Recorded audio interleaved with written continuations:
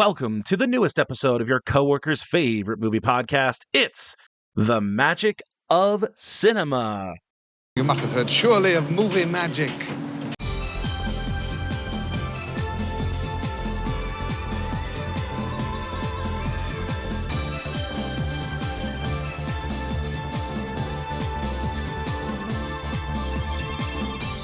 Does Spider-Man vape, or does Spider-Man say no to vapes? He probably says no. You think so? Yeah, he drinks a beero. He does drink a beero. He does drink a beero. Did you guys see the product placement? I it was a loved little. It was in there. He reached for it, and I was like, you know what? Good for you, my man. Yeah, You know, get your shit out there. right Get next your to the product pine. on there. Right next to the pine sol. Well, I mean, nobody's counting for the taste of it, but Right. yeah. Big pine sol, man. We gotta make way for our corporate overlords. Yeah, Spider-Man's famously straight edge. That's right. Yeah, man. Famously. He's got the 2 X's tattooed on his hands. Yeah, There it is. That's right. Mm-hmm. I used to think that was so cool when I was a kid. I wanted Is to get that- those tattoos. Straight. He's that a a straight dead edge incel. Is that a dead joke? Is that joke dead? Does that not connect with people anymore? Straight edge? Is that a thing still? Oh, it's this thing. Yeah, With I the think. youths? I think. Well, I think Gen Z is like mostly straight edge. We're getting into. I thought they were old mostly- man yells at cloud territory here. It is a But lot of I that. thought they were mostly California sober. I just saw. What is one just- California sober? It's where you don't drink, but you just smoke like weed and do drugs. Oh yeah. Shouts. That's just a fun weekend. Yeah. Dude, Right. yeah. Shouts out being straight. Shouts out CM Punk. And shouts out Spider-Man, because we are here. It is the magic of cinema, and we are talking thwips. We are talking web swingings. We are talking product placement and everything in between. Spider-Man, brand new day. Appreciate y'all tuning in. As always, my name is Mac, and I'm joined as ever by my two boys, Pip Hey, and Justin. Hello. And it is the weekend after the premiere of Spider-Man, brand new day, the 4th installment in the Tom Holland. It's not a trilogy. What's the 4 one? Well, is Would it it? be Well, trilogy? is it the start of a new trilogy? It's true. They did say that they I were would trying to say start doing that. that is the Technically- start of a brand new day. Hey, Hey. look at them. That's sure come to this is. podcast for. That's right. And we are Zingers. talking brand new days, man. We're talking about Spider-Man. I'm going to keep calling him that. That's not going to change the rest of Spider-Man. this podcast. We're Mhm. talking about Spider-Man, brand new day. So let's get into it, man. We all saw this movie over the weekend. We all rated it on Letterboxd.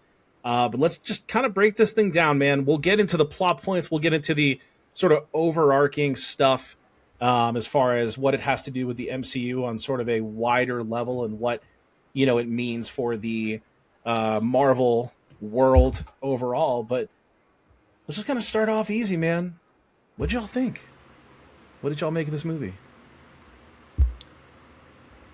I'll throw my 2 cents in right off the bat. No, like this was not one that was on my most anticipated when we recorded. Partially because I'm on the outs with Marvel.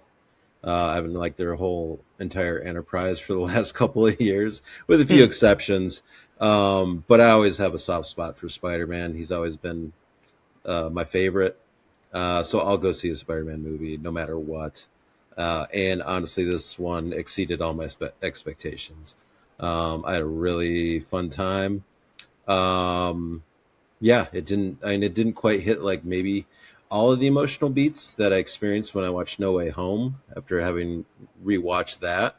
That one, there's some stuff that hit you. But this one certainly had its emotions, and we were promised a street level Spider-Man story, and by golly, I think they delivered on that. So I was very happy leaving that theater. I love that. As evidenced by your rating on Letterboxd, which, Justin, you gave it. 4 stars and a heart. Pip. And the heart. The heart is honestly even more impactful than the stars themselves. That's true. Low key. Pip, you also gave it 4 Myself. stars. What do you got, buddy? I gave it a 4.5 star because I found out how to give it a half star on Letterboxd. Hey. You just hold it down. 4.5 stars, and I liked, and I essentially said, Spider-Man, don't listen to her. Your potatoes aren't small. I Spoiler warning. We'll get into spoilers, but go ahead, Pip. Yeah, we'll talk about taters. I loved it. I say that a lot on here, that I love movies, and it's one of my favorites, and I really do. When we're ranking the movies and putting them together, this is going to be one of the top Spider-Man movies for me. Like Justin said, the street level stuff at the beginning, throughout the movie, the beats that they hit with that. Spider-Man is sad, finally, right? Like, sorry, but that's how I like my Spider-Man. I like him sad. Spider-Man, yeah. He's like Batman, right? Batman's sad. People want to be Batman. People want to be Spider-Man. You got to deal with the emotional baggage that comes with those two characters. They are kind of the whipping boys, so to speak, of their respected universes. So for me, I thought for the most part it was a blast. It did hit a lot of the emotional moments that I was hoping for me. I definitely found myself kind of choking up a couple times, mostly because I have a hard time regulating my emotions in movies, and little stupid things get me going. You're sensitive. It's cool. It's a good thing. So yeah, I'm a sensitive boy. Overall, highly liked it. Recommend it. 4.5 stars. Fuck Would yeah. recommend. Love that, man. That's awesome. Yeah, I'm pretty much in line with you guys. I'll probably be a little colder on it. I think I gave it 4 stars. I did not give it the heart. No, I'm kidding. I absolutely did. But no, I think that this is a really good movie. I agree. I thought that this was a really good time. I'm kind of with you, Justin. I'm a little bit more in on Marvel than you are. I still watch all the shows and I watch all the movies because I'm a mark. But I did go in here expecting like a good movie, just because I think that all the players involved kind of have proven themselves to me that they are capable of making a good Spider-Man movie. It did exceed my expectations. I thought that this was fun. Destin Daniel Cretton, man. I mean, this dude's got the sauce. I'm a big fan of his work. I think that, this is the most colorful Spider-Man movie we've seen in a very long time. I dug a lot of what they did here from the various homages that we saw. We'll get into the movie itself here in a second. But I thought this was a really good time. I personally do like it more than No Way Home, which may end up being like a hot take depending. I don't think it's the best Spider-Man movie, which we can get into later on today or on another podcast we can get into later on. But I did think this is a great time. I think this is a fun movie. It's a good ass time. Big fan. I will say I do think it is probably the best of the MCU Spider-Man movies. That's where I'm at, I think. For sure. Yeah. I'm there with you too. 100%. So, I think the big thing, so I've always loved Spider-Man. The big thing with introducing him into the MCU, like they had already had this like grand plan in motion leading up to like Infinity War and Endgame, and so to add him in almost as like Captain America, Civil War. Yep. That was already in production by the time they worked out this deal with Sony to get the rights to use Spider-Man. So he was pretty much shoehorned into that that production. And then from there, it's we gotta get Spider-Man up to speed with the rest of these heroes. So we're gonna cheat and we're gonna give him a bunch of Tony Stark tech. That has always we should talk more about because that's one of my biggest drawbacks to this movie. But keep going. No, so that throughout the his entire MCU campaign, I guess you can call it. Yeah, that was always the big drawback. Is it really took that aspect of Spider-Man that I love, and that he's just a kid from Queens. He's a genius. He can create his own suit. He can create his own web shooters. stuff like that. So that always kind of irked me. It makes sense, like for the Iron Spider, like that's cool as ass, or cool as ass, cool as shit. That is cool as ass. Yeah, Yeah, I agree. we just made a new term here. Trademark it. Cool Cool as as ass. Yeah, but yeah, this in my mind, this is best MCU Spider-Man, hands I down. fully agree. And it's up to you guys if you want to start getting into like our like not negatives, but like what do we call them in corporate land? We call them opportunities, right? Yeah, I think that what Justin said about the tech side of it, I completely agree. I think that that's personally been one of the turning off points for me of MCU Spider-Man is he has at his worst felt like budget Iron Man, mm-hmm. but has always kind of been like very like tech leaning. And I totally agree that like Spider-Man is at his most charming when he's in my opinion, right? Everyone has different opinions about these superheroes, but in my opinion, Spider-Man is at his most charming and most fun when he is like street level and very much like you said, like the come from nothing kid from Queens who's like doing his best with the makeshift suit. Like obviously you want to give him like the spider eyes or whatever, you want to have his little like trackers, stuff like that. That's fine. But I think that this movie pulled back on that the most, which I enjoyed compared to the other three. But I still think there was a big opportunity.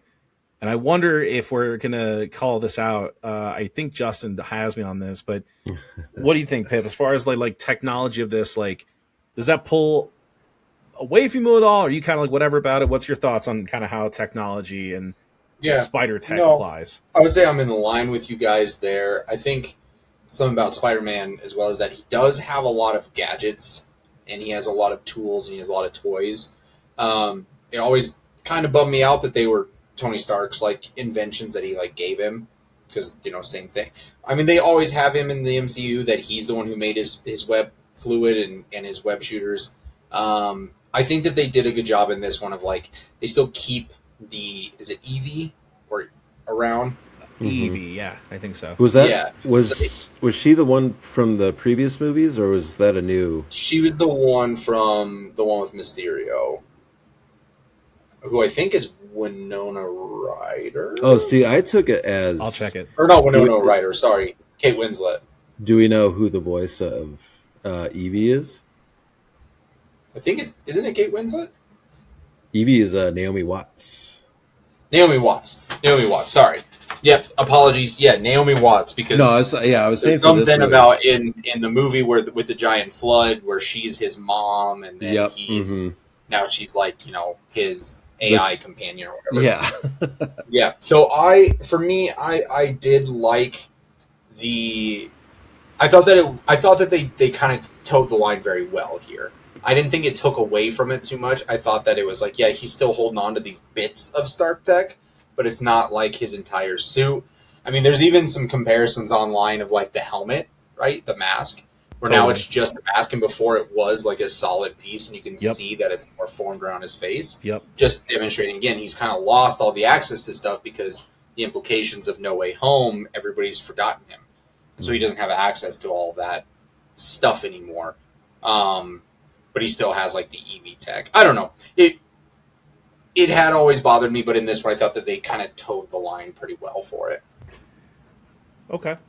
Right on. Justin, I know you had one that you did not love as far as the technology. Go ahead and speak on that a little bit. Yeah, the one that really kind of, it's probably my main bugaboo with the movie. I have a few nitpicks, and there's a lot of stuff that I really liked, but the main one that really kind of irked me was his reliance on, I think it's like a throwaway line when he's talking to basically his Commissioner Gordon, the NYPD officer who's kind of Spider-Man's buddy, played by Liza Colon Zayas from The Bear.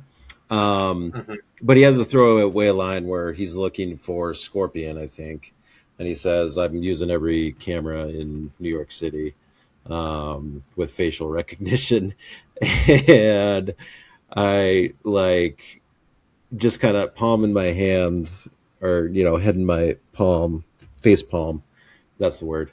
in the theater. Like, man, that I do not like that. I do not like my Spider-Man using mass surveillance. And it was the way it was presented. Like, the cop was like, "Oh, that sounds illegal, LOL." And then Spider-Man's like, "Yeah, I won't mention that again." So it's like a Yeah. very truncated, not even like examining the ethics of it. Like, it can be, and Mac, we talked about it, can be compared to the Dark Knight, where Oh he Yes. yeah, uses every 100%. listening device and camera to find the Joker. And Lucius Fox, Morgan Freeman, at that point says, "Mr. Wayne, this is wrong. As long as and he this, quits. yeah, as long as this machine is here, I'm not going to be here. But I'll use it this one time. It's fine." But Yeah, so I even agree with even that. that's a That makes little sense. iffy. But yeah, in this one in particular, that really kind of bugged me. Yeah, Um, because then they don't mention it again. yeah, it's such a Yeah, throwaway thing. No, It's yeah, so it's not brought up unnecessary. again. Yeah. yeah. Yeah. No, I agree. And so, okay, so let's get into the plot points of the movie just a little bit, some of the sort of main stuff, because there's a lot going on here as far as like wider MCU implications, right? Okay, so big old spoiler warning on this part of the podcast right here. Again, we've talked prior to recording about how wild it would be for someone to listen to this without having seen the movie, but for those of you that are listening to this and have not yet seen the movie, we invite you to, but just be aware we're probably going to touch on some plot stuff. We're probably, I don't know, we're going to do our best to not get into too much of it, but naturally we're going to kind of mention some things as they happen in the film, so just be aware as of now. Okay, how about that ending, huh? No, so yeah, so if we go into the movie itself, man, like there's a lot going on here, right? As far as the evolution of Spider-Man, which we see, is kind of in his new setup where it's much more pulled back, much more muted technological use, but there's still a lot going on. The surveillance information he's got available to him, the little home setup he has, and then this was to y'all's point, like a much more street level movie, right? Like this does not have a huge cataclysmic world ending event. This is very Yeah. much kept to New York with characters being affected in a much smaller like geographical range and everything. Like as far as the street level vibe of this movie, did that work for you guys? Was it kind of boring not having as much stakes? Like what was the vibe for that? Yeah. No, I'm glad you mentioned this, and I think part of the plot points with this movie is that it's roughly 4 years after, right? No Way Home, and so they do a good Right. job Yep. of demonstrating through like montages of like, hey, very quickly we're going to put in some villains of the Spider-Man universe. We're going to pull on Yep. his rogues gallery Yep. that you wouldn't normally, haven't been in these before. So I like that they were like establishing, he's establishing himself as New York's crime fighter, Spider-Man. Um, it was not boring to me. I think something that really kind of gets to me in a lot of superhero movies and TV shows is they don't beat up enough goons. Like Oh, this is a where great call. let's I let's love whoop this. some let's Yeah. whoop some cronies. You know what I mean? Kind of stuff. It's too many of it's just me and the big bad. We're gonna fight, and there's not enough of we're just dealing with bank robbers. We're dealing with carjackers. We're dealing with murderers. Because at the end of the day, a Villains of lot the of these are week. vigilantes. That's right. Yeah, the villains of the week. It's something that I felt this way about the Batman movies as well. Is that they generally don't deal enough with like I'm stopping. I'm going out every night to patrol to deal with crime, just crime in general. It's my war on crime, not it's my war on Penguin. It's my war on Joker. So I thought they did a really good job with the low level street stuff of showing that he is interacting with those kinds of things. Absolutely. I will say one thing I loved. The nerd in me was geeking out at this in the movie theater. I turned to my girlfriend. I was like, "This is sick." Justin, you called this out in your Letterboxd review. First of all, shouts out "TV on the Radio." What a great Yeah. song!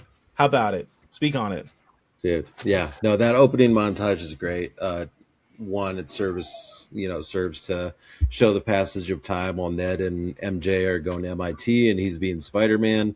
Obviously, still dealing with the effects of the spell that was cast to make everybody forget him. But yeah, as soon as I hear like that opening like drum beat, I'm like, Fuck yeah, dude! ah, yeah. It's such a Uh, banger. Yeah, and that like I like recreating like all the classic like comic book There it is. Yes. pages like or the covers. That was great. Yep. I do love like one little touch I liked is in the that sequence with his battle with Scorpion. He's wearing like it's during like winter, so he's wearing like a vest and like a Yeah, yeah, stocking yeah. cap over his costume, which Yeah. that's such a Spidey thing. I love that. So little shit like that, like really, just yeah. Yeah. I'm like kicking my feet in the theater and giggling. That's some stuff that I want to touch on as well. That maybe even later on we'll talk about. But our the director of this, Destin, right? Mm-hmm. Uh, Yeah. Destin Daniel Cretton, he baby.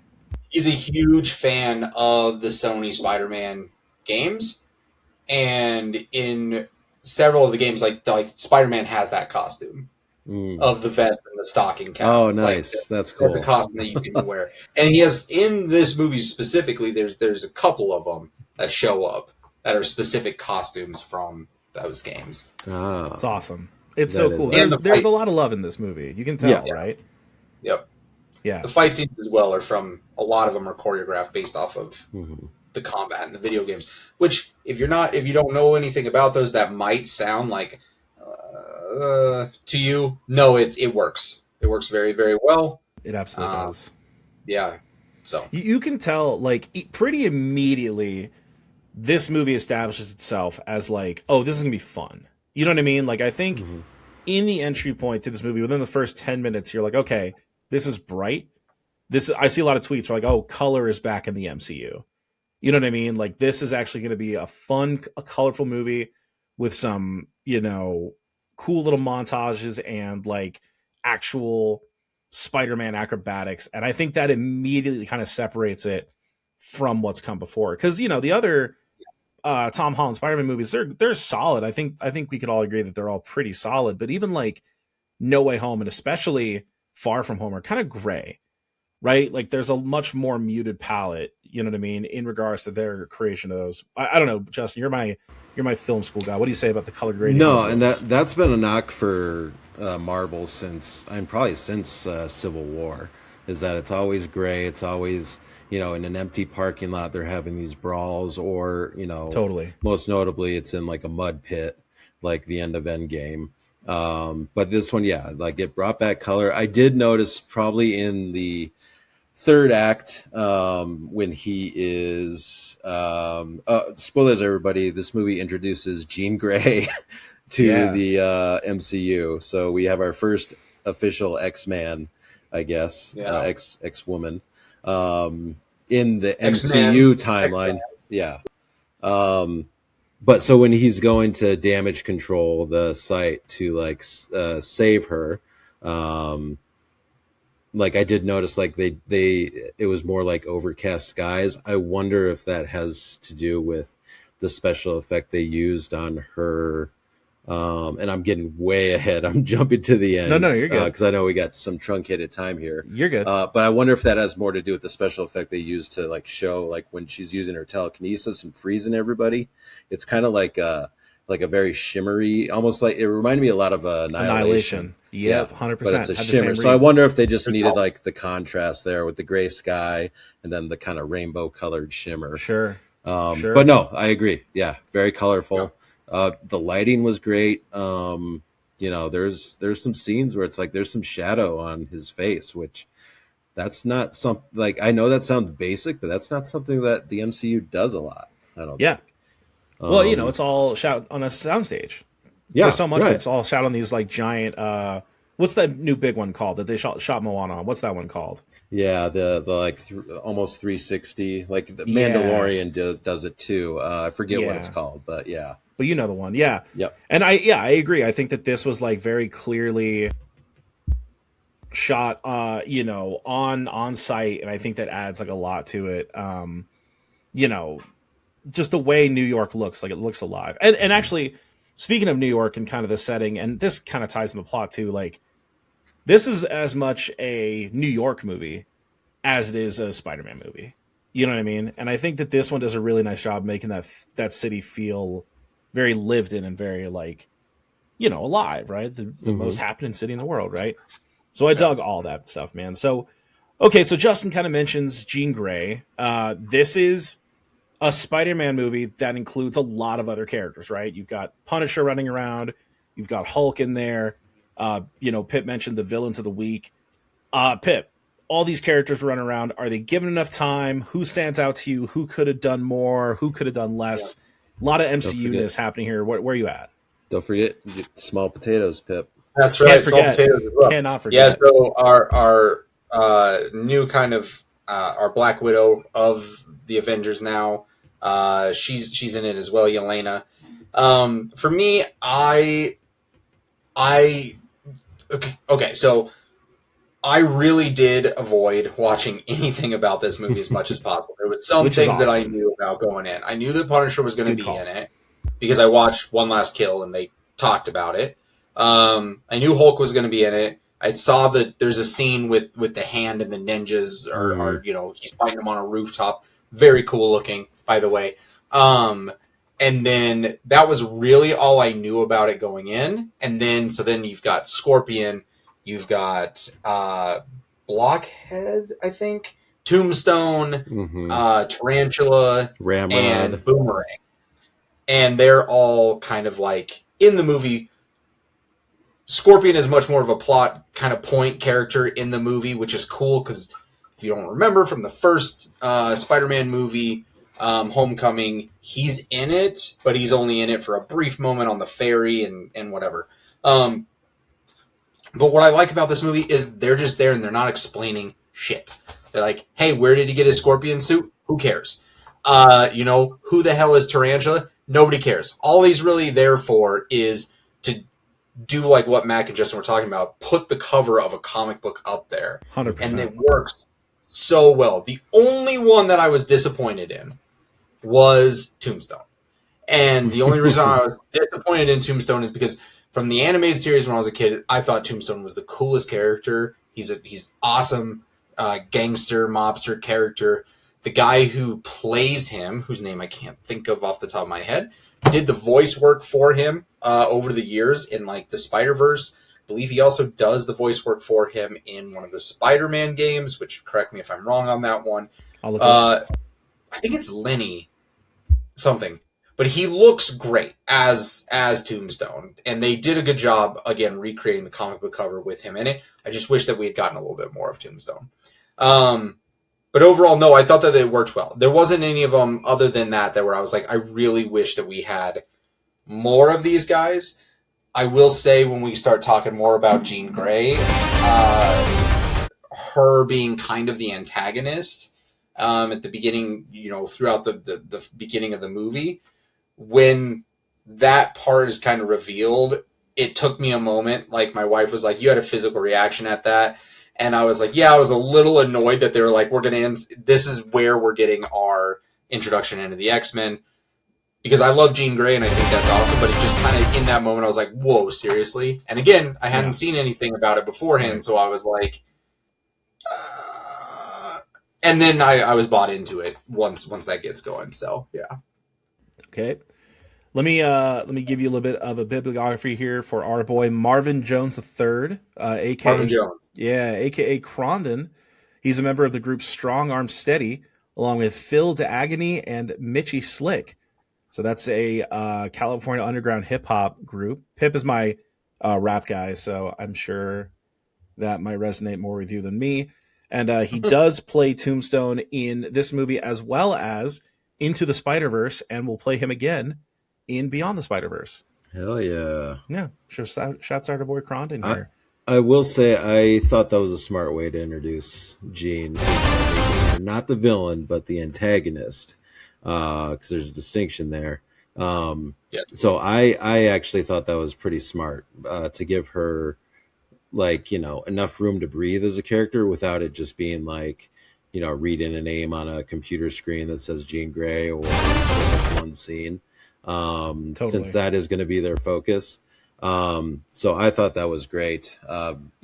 Basically their butting of heads, it's quickly, it's kind of obvious, like at the beginning when Spider-Man goes to work with damage control, when this new threat, which we learned to be is Jean Grey, starts wreaking havoc on the city. But the scene where he's walking into like the damage control offices, and it's very obvious, like, oh yeah, these are going to be the like, bad guys. Yeah, it is Because pretty it's obvious, like isn't it? Trammell Tillman, who's great. He was on the gay submarine in the last Mission Impossible movie as the captain.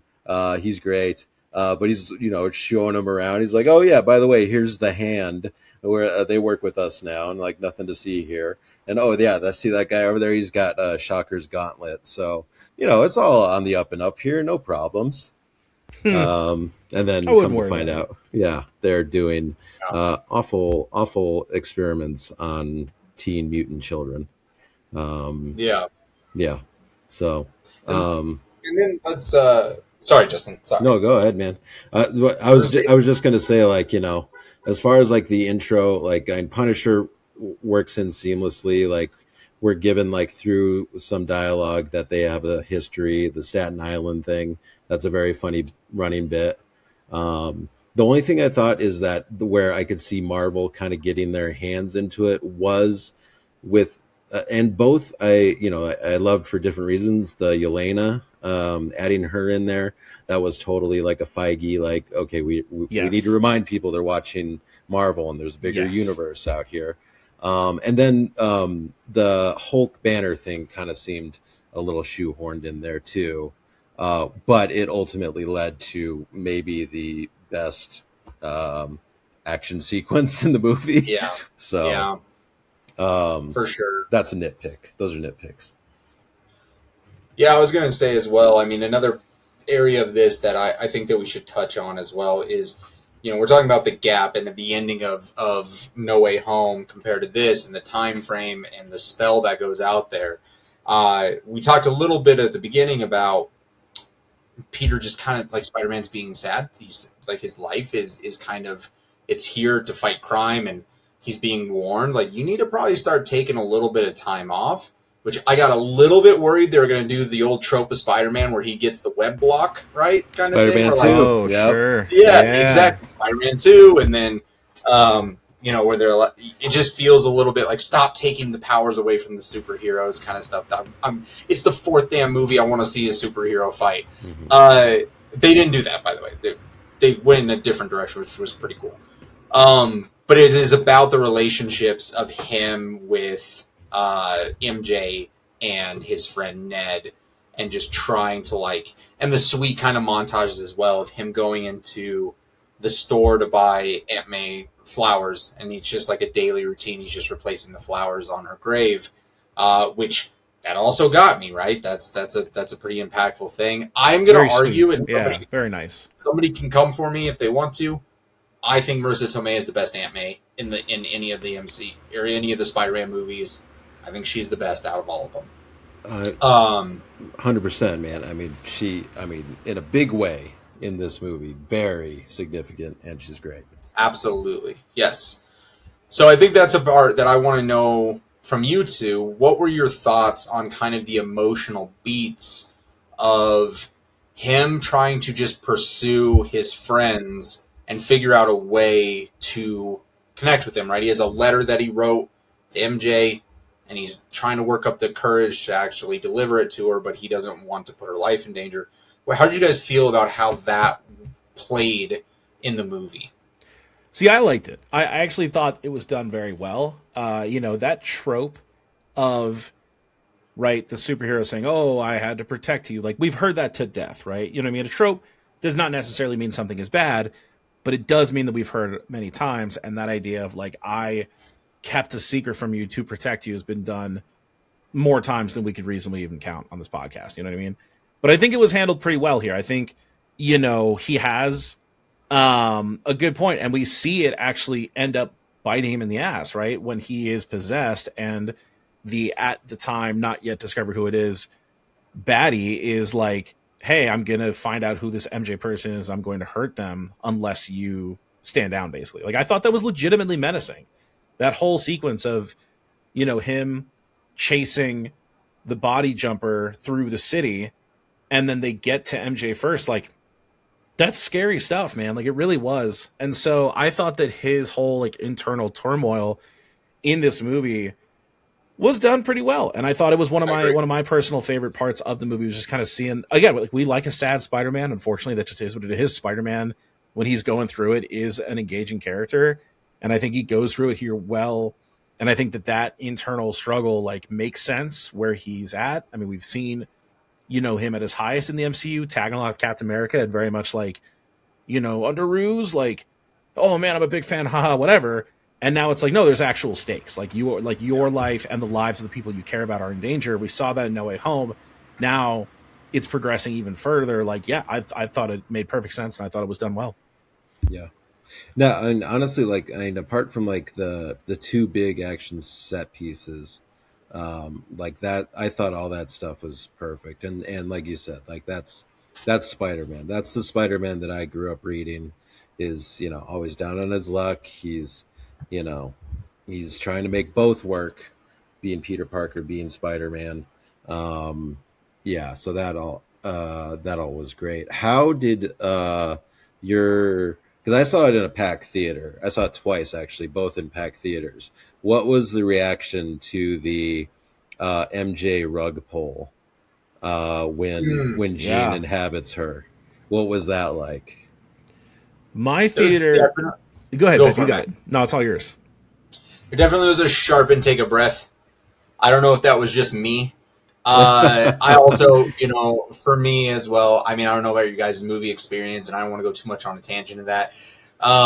There's a lot of very little children in the movie I went to, who, like, their face is just going up to the seat, like, level little. So there was like, hey, they're into it for 5 minutes, and then there's a lot of crying and, talking, and whatever, I felt bad for the parents because they were all kitted out in Spider-Man, like, Letterman jackets, and it's like they probably haven't been able to go see a movie in a long time, and they want Spider-Man because clearly they're big fans of it. They left an hour into the movie. That's so tough. That's so tough. I think I was just so fixated on, like, don't listen to the children, don't focus on the children. Mm-hmm. You're gonna be mad. That I didn't catch the audience reaction other than there was like the ooh, kind of like, oh, that's there were intense. two women to my right who were like sobbing, like after that really, like, I mean, deep, like wow. And I understand it. It was played very well. Like, yeah, it's a Tom very Holland was emotional acting. scene. Zendaya was great, very menacing in that moment. Mac, did you have kind of a similar experience? So we're sitting there watching this movie, and I go with my girl and my girl and my roommate, and we go, and that scene happens, and like my theater is pretty quiet. Like in general, like I got very lucky, very quiet, very respectful. Not a lot of like chatter, nothing like that. But that scene did happen, and probably some like 17-year-old kid a couple rows back, he goes, "Oh shit." And like that was pretty fire. Like I was like, yeah, that's fair, dude. I thought that was one of the scenes of the movie. It was a legitimate rug pull. It was scary. It was very much like oh yeah, no, like this person must be taken seriously. Pip, you mentioned going to this with no spoilers. So, okay, Justin, entering this movie, did you know that Jean Grey was going to be in it? I knew Sadie Sink was going to be in it. So this is important. Yes. Yeah. So good for her. Having a career for like the next decade. Probably going to do another Dark Phoenix at some point. Probably. But yeah, so good to her. I thought she was great. I knew Sadie Sink was in it. I knew that at some point it was released that she's going to be a mutant, some mutant. And so I was like, oh, okay, well, she's obviously Jean Grey. So without confirmation, I was like, yeah, she's Jean Grey. Like there's no reason to do. You like put the pieces together. Yeah. I guess she could have been Mystique. I guess she could have, Yeah. So it's funny. What's the one redheaded mutant? Like, yeah. She's not Banshee. Sorry. She's Gambit. So I mentioned this because Pip, you went in not knowing any of this. Okay, so much like every other movie in the world today, and this podcast, like trailers kill movies, that podcast is coming, listeners. That is on its way. But like this was a prime example of that. Like this movie shows like every major plot point. It does not, weirdly enough, maybe not weirdly, but like it does not touch on the Jean Grey stuff. Which Marvel did try to keep that on the DL. Mm-hmm. Like up until the movie's release, there were rumors that she was in it. She eventually comes out and says, "Yes, I am in it, but I can't say who I'm playing." Like they kept that pretty close to the vest, which they have tried harder and harder to do over these last few movies. But the trailer did show like all of like the major plot. I mean, like maybe the action sequence of the movie is him versus the Hand in the jail, and like he hits that like spinning, web So sick. gimmick. It's so sick. Yeah. It's in the trailer. Yeah, it is. Like that scene is in the trailer. You know what I mean? So anyway, yeah, that's a little bit off topic, but yeah, no, I thought that everything with Jean Grey, I really thought everything Jean Grey was pretty rad. I thought it was actually played very well. I thought it all made sense. Changing her sister from a human in the comics to a mutant in the movie is kind of a cool concept. It gives her agency, stuff like that. So I was all about the Jean Grey stuff in this one. Yeah, I'm like I was saying earlier as well. I mean, they initially, when it was like, like Justin said, facial recognition software or whatever, and it's like, oh, this is somebody who went missing and Jean Grey, and that happened. I was like, are you kidding? I was like, because at this point, like, you haven't really seen anything other than there's something that is inhabiting people. Yeah, and it is right. making them do things not of their own agency, and they can't remember anything, which is an important plot point at some point in the movie, that they just have no memory of it. So when they were like, it's Jean Grey, it really did take me a beat to just be like, I'm going to have to accept this for a moment. Mm-hmm. Not because I was mad that it was Sadie Sink. I felt like, I guess it's, again, for me, the X-Men is when we talk about, do we love the Justice League? Do we love the Avengers? For me, it's always been the X-Men. And so I was like, please don't just start shoehorning them in here. But then as the movie went on, I was like, oh no, this actually does work really well. And Spider-Man, who is, if you're not super familiar with the comics, he is kind of the glue or the web that connects everybody in Marvel, right? Would you say his web connects them all? Four. He is, yeah, that's right. He's a canon event constantly. He's a member of the Fantastic Four at some point. He works a lot with the X-Men. In the animated series, there's actually an episode where he is turning into a spider that he goes to get help from the X-Men on, and they're like, why would we help you with a mutation? That's crazy. I'm not going to help you stop a mutation. Professor X basically tells him to get, fucked. And then Wolverine threatens to whoop his ass or whatever. It's great. But anyways, so I was okay with it as it went on. I was more like, okay, all right. They're doing this well. Also, Mac, you mentioned the kind of like chase scene, menacing kind of chase scene where she's like going after MJ. That was cool. The way that they showed the jumping from people to people and the body's like reaction to having this thing leaped into them. It gave it a physical kind of presence, I felt like. Absolutely. So on the physicality, dude, I think Destin Daniel Cretton has like MCU like physical motion down, because he directed this.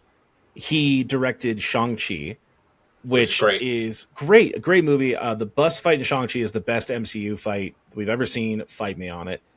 And he did Wonder Man, which has some good physical action in there too. So like, yeah, Justin, get into some of this, man. Talk a little bit about what you're seeing from all the Jean Grey stuff and all the physicality, whatever else you got for this so far.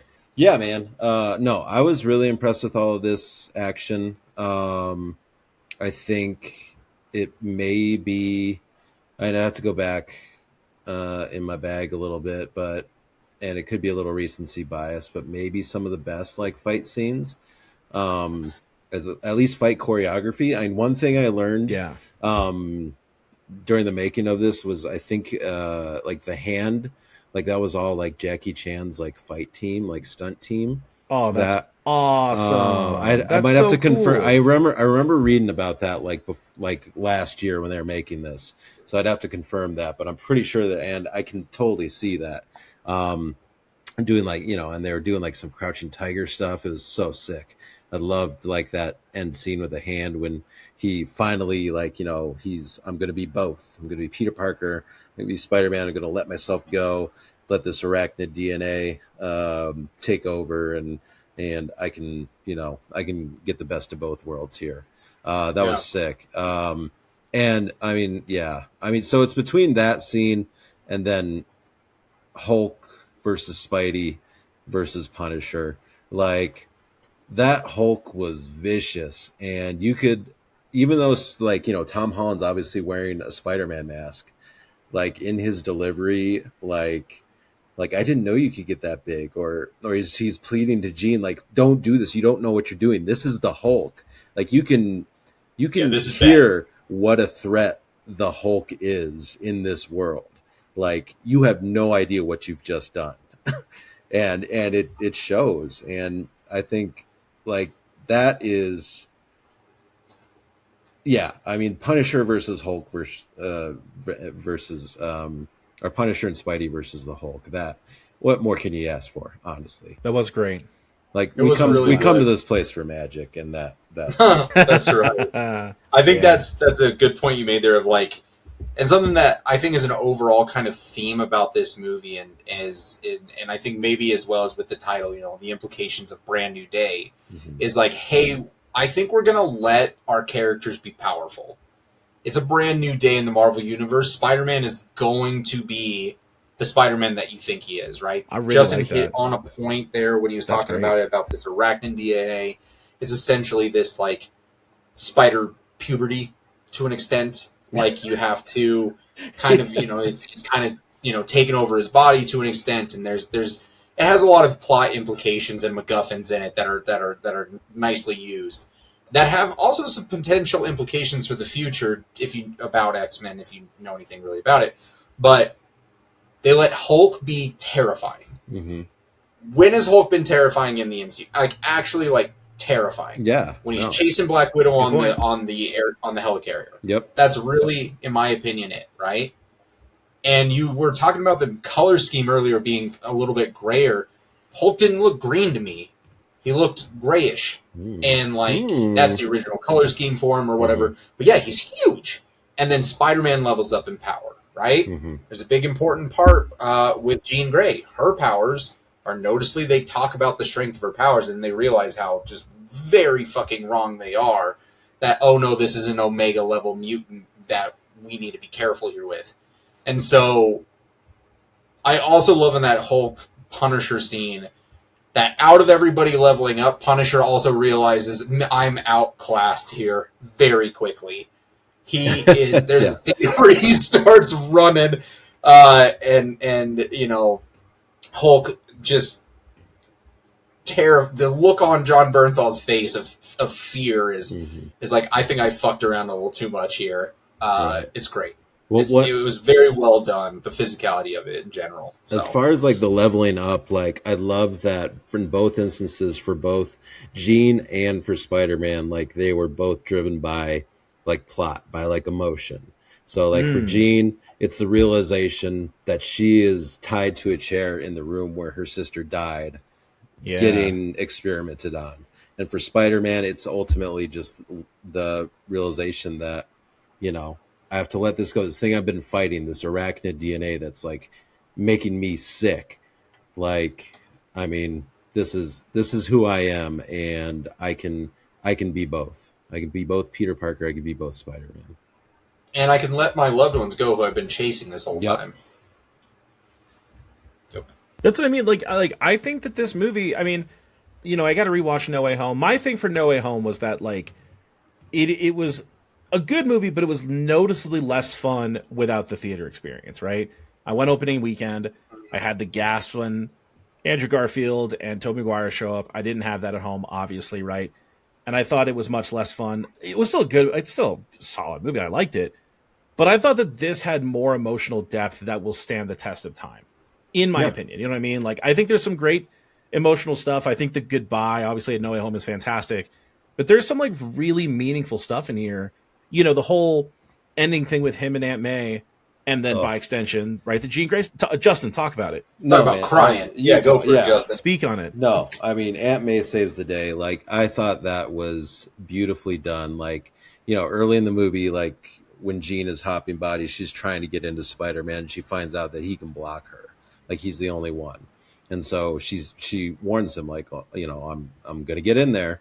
And during the final conflict, like he finally like relents. He says, go for it. And she's brought into this world where it's a memory of, I think it's when Aunt May first finds out that Peter is Spider-Man. Or at least early on. After Civil War. Exactly. And so she kind of jokes like, oh, you don't have to listen to me now that you have powers, that kind of thing. And then she really kind of lays it out from like, this can get very scary, very fast. Like, a lot of people are going to want to hurt you. And in that moment, like, Peter Spider-Man turns into Jean Grey. So now Aunt May is talking directly to Jean Grey as she's about to go down a very dark path. And the speech that, oh man, like, it's hard to put into words. It really was like an emotional high point. Like, I thought it was a great use. I love speaking to Pip. I think you said Marissa Tomei is the best Aunt May. Honestly, like, that's one thing I do love about the MCU is that they've essentially taken the Uncle Ben and the Aunt May characters and mashed them together, making Aunt May Peter's touchstone in everything. And she's the one who delivers with great power comes great responsibility in No Way Home. And here we see her, like, Jean Grey experiencing the love that she didn't get from her own mother, because we find out Jean and Sarah were abandoned just because they were mutants. Goddamn. Yeah, I love that. I mean, to your point, I'm glad you brought up, like, it's the great power responsibility. This is kind of a different version of that speech to Jean, who's like, that's a great point. I have this ability to really hurt a lot of people. That was also part of the thing where they revealed it was Jean Grey, and earlier on, right, like we said, there's a level up that happens. I'm just sitting there being like, the implications of what is happening in this movie of, like, you're trying to deal with her, like, you guys are really gonna fucking fuck around and find out very quickly if you keep pushing Jean and what's gonna happen. But so I eventually ended up really loving that Jean was that character and how that was done. Yeah, and just her, and I'm paraphrasing Aunt May, like, no matter what, you need to remember you're beautiful, like, you are loved. Like, I mean, it's something that you would tell a kid going through a hard time, like, and that's just really 100%. Beautiful to me. I just, like, as a father, like, shit like that, like, just hits me. Like, I'm such a mark for, like, stuff like that, and I'm, like, bawling. There was one other part that I was bawling, but you guys speak more to that. But man, love it. Tee us up, Justin. What's the other part? It's so. I knew of the things that I knew that were going to happen in this movie. I knew Sadie Sink would be Jean Grey, and I knew that at some point he'd come up to his buddy Ned, and they would do the handshake, and they saved it. Oh, Destin, you son of a bitch, saved it for the last second, man. That's it. Yeah. Yep. I want to talk about that a little bit as well, Justin, because I think that we can speculate on this a little bit. And if you're okay, I want to pitch my theory of what happens here. Do it. If that's okay, right? Because they can't remember them. I think that when Jean is in Hulk's head, he says something to Peter like, she's breaking something in my brain. Yep. And she's cracking something to let the real version of Savage Hulk come out. And so, which is great, because I'm sorry, this might be controversial. Fuck Smart Hulk. I'm sick and goddamn tired of them just not allowing Hulk to be Hulk. Yes. But so they let it happen, and they're talking about it. And in that fight scene, the only thing that stops Hulk's rampage is he recognizes that this is his friend. Mm-hmm. And then why does he recognize this is his friend? I think it's because Jean removes the blockage and he remembers Peter. and maybe that's not that mind blowing, but I think that Zendaya later on, when Jean's in everybody's head, I think that when she's kind of like crying at the end of the movie, I think she's going to remember, oh, that's who Peter is. And then the same thing, because there's something about, like, I've seen where she's drawing a picture of Ned and Peter, but as Spider-Man, and the suit she's drawing him in is the suit from the older movies, not the one he's currently wearing. Yeah, I didn't notice that. Oh, wow. And so then Ned at the end of the movie, when he does the little handshake, it's like, oh, did she break the block for the people who really, truly knew him, that they now remember him? Is that why? That's what I'm taking away. That's fire. Mm-hmm. Yeah, That's I great. think, and I think, you know, it would have been so easy for them to just be like, oh, Doctor Strange, what are you doing here? Oh, never mind. Multiverse is going to shit. I'm gonna wipe away the spell. Yeah, at this point, who cares? Yeah, Nice. Yeah, and so I'm glad, and that I think that speaks to just Spider-Man. Like, nothing comes easy, man. He's got to do it the hard way. But that's what we love about him. Absolutely. That's what we love about him. We love so many things about him, but okay, so you're both kind of making mention of the future. So let's just briefly talk about the future. So I have two questions, and I want you both to answer both of these questions, okay? They are, talk to me a little bit about the post-credit scene. Well, actually, I have three questions for both of you, okay? So there's a very, very, very quick little post-credit scene. Talk about what that is. Also, what does this mean for Spider-Man of the future? And then sort of a sub-question to that. Did this make you more, less, or not change your excitement for Doomsday, which comes up next in December? Yeah. Talk me through that. Justin, I can go first if you're okay with it. Go for it, man. All right. Yeah, so first question, post-credit scene. What post-credit scene? Is my initial reaction to that. Literally. My wife was like, if we ever watch this movie again, we're never watching that part again. Because it really is just a nothing burger, essentially, I feel like. I mean, there's probably a big implication to it. If we, spoilers, you know, we've talked about it, you know, it's essentially this, the Track a Spider-Man app, who's using, you know, the way it's being used is people are reporting sightings of Spider-Man, and then Ned's little app that he created starts beeping, and then it's like, oh, it's not here, and it starts beeping, beeping, beeping, and it's going farther and farther and farther away, and it's suddenly in, like, space, I guess, or it's not on Earth. And it's like, okay, but how does that fucking make any sense? Like, who's reporting Spider-Man to Ned in space? Right. Is it, you know, like, whatever. So it's like, is it an incursion of other Spider-Men?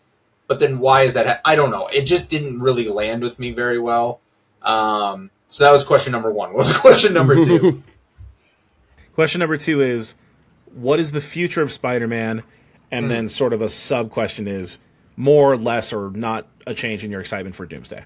Gotcha, yeah. So to answer that, yes. The future of Spider-Man is actually my answer to my excitement for Doomsday. Excellent. I don't know that Spider-Man is going to be in Doomsday.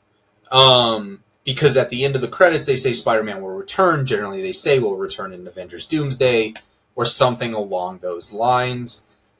In this, for me, it made me think, I think he's going to come back in Secret Wars. And he'll be in Secret Wars because in the comics, that's where they introduce his black Spider-Man suit is in Secret Wars. So is that what they're trying to, like, imply, is that an alien or something is going to interact with him, or is it going to be Miles Morales or something like that, or is it Peter 2 and 3, right? Andrew and Toby. I don't really know, but it made me more excited for Secret Wars, about the same excited for Doomsday as I have been. That's about it. Love it. Justin, speak on it. Yeah, man. Not a fan of the stinger. Like, it doesn't make a whole lot of sense. I mean, I thought it was ultimately, the stingers lead nowhere, so we could just be turning our wheels about anything. Brother, Hercules is coming. Star Fox is on his way. I'm telling you, bro. That's right, We're gonna see them. As far as future for Spider-Man, I would love more Spider-Man movies like this, just self-contained. I don't want him to be in Doomsday now. Like before this, I was like, man, show us Spider-Man, give us something for Doomsday. Like, but at the same time, I do like he was much more like proactive. This is like the first time he's been a proactive Spider-Man, like kind of really like, taking charge. So yeah, he should be like the number one Avenger. But yeah, I'm with you, Pip. I think it's more probably maybe setting up Secret Wars. So yeah, we'll see. But I'd love more Spider-Man like this. Mac, what about you? I'm much in line with you guys. I thought the teaser was, to me, it was incursions, right? So I thought it was, I read it as, oh, hey, there's another Spider-Man being detected. I didn't necessarily read it as like our Spider-Man's in space. I thought it read as there's another Spider-Man. Now, again, Pip, I had the exact same thought. I was like, wait, isn't the Spidey tracker tracking people's like Yeah, run-ins like with them? Like that makes no sense. Like social I'm media with you and stuff. Exactly. Yeah. Like it didn't track for me. So whatever. But future Spider-Man, man, Destin Daniel Cretton. I just can't say enough good things about him. I thought that he crushed this. I thought that this was fun, and I thought that it was a great, example of what Spider-Man can be on the big screen. Give him the keys. Let's rock and roll. And then did it change my excitement for Doomsday? No, actually. Weirdly, it made me less excited for Doomsday. Because I am more in on Marvel than I think either of you are necessarily. I still am like, I want to consume Marvel. I read comics all the time. I'm not looking forward to Doomsday. I think it's made a little bit of a mess. And I think that this made me less excited because this is what Marvel can be. The joke is always the MCU's back, the MCU's dead. Oh, the MCU's back, the MCU's dead, right? We're constantly back and forth between those two sentiments. And this is very much like the MCU's back before what I believe will end up being the MCU's dead moment. I think that, for all the reasons we've mentioned over the last couple of podcasts, like Doomsday's production has been a nightmare. It sounds like at the time we're recording this on like August, whatever, for first week of August, they might still be writing the fucking script to this movie, dudes. Like it's rough. I would love for that not to be the case. I would love for that movie to be as hype as they want it to be, but I don't think it looks good. I'm glad that we have Spider-Man right now to see this, to kind of see like what Marvel can be. But for that reason, I think that it's going to be looked back on that much more fondly after Doomsday comes out and ends up being kind of a hunk of shit. Respectfully. I think that's totally I'm fair. Right on. Yep, I'm on the same page. Snaps for Mac. Fucking snaps. Snaps, baby. Cool, man. Right there, man. Just to close on Spider-Man, we are through its opening weekend, the biggest domestic box office weekend in history. It's already made $1 billion. It made over 360 mil in its first weekend. Jesus. It is an unprecedented success. Bitch. Dude, did you have these numbers, Pip? Our fantasy movie draft has it. Oh, dude, I'm crushing it. I am just being murdered. I'm very stoked about this right now. Washington, bro, young Washington's gonna make that comeback. I'm telling you, Yeah. it's on its way, bro. It's on its way. Spider-Man is a huge success with the box office. It's a huge success in our hearts, and we are stoked that we have so much fun watching it, man. I'm sure we'll watch it again. It's going to have a lot of replayability. Fuck yeah, Spider-Man. So I appreciate y'all tuning into this one. We will keep on trucking towards Doomsday in December when we get to watch Dune and Doomsday on the same day. Come with us as we live stream that adventure where me, Justin, and Pip are going to live stream us in the theater watching both those movies in one day. That's a threat, not a promise. All right, man. It's a goodbye. It's a goodbye from myself and from Justin. Hey, see ya. And from Pip. Stay cool. Stay cool. Appreciate y'all. It's a hot See y'all one on the out next there. one. Bye, guys. Whip.